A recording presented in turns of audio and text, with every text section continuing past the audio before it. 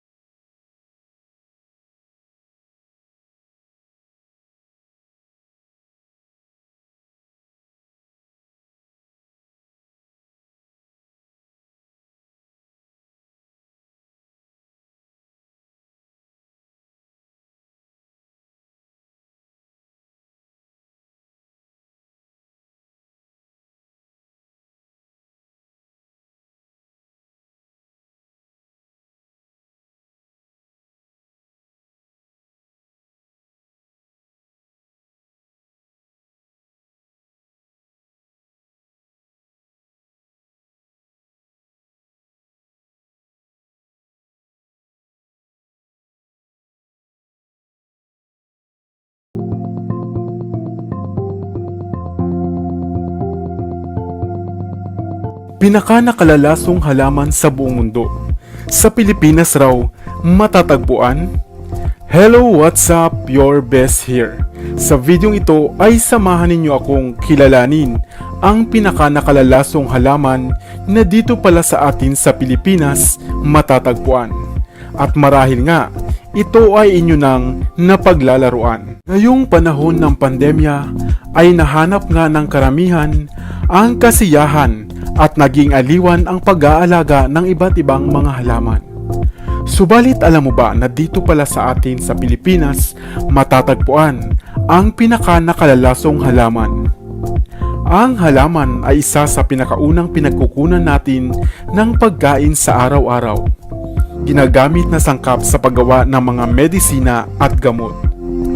Ang mga halaman din ang pinagmumulan ng hangin o oxygen na ating hinihinga. Kung mayroong mga uri ng halaman na sadyang gamit upang magbigay buhay sa tao, ay mayroon ding mga halamang maaring maging mitsa ng kamatayan. Abrus precatorius, isang halamang karaniwang tumutubo sa mga tropikal na bansa gaya ng Pilipinas. Ang halamang ito ay kauri ng mga mabutong halaman gaya ng sitaw at patani. Ito ay kadalasang makikitang tumutubo sa mga ilang na lugar, damuhan, at sa mga kagubatan. Ang halamang ito ay kilala rin sa katawagang rosary pea, crab's eye, love pea, paternoster pea, precatory pea.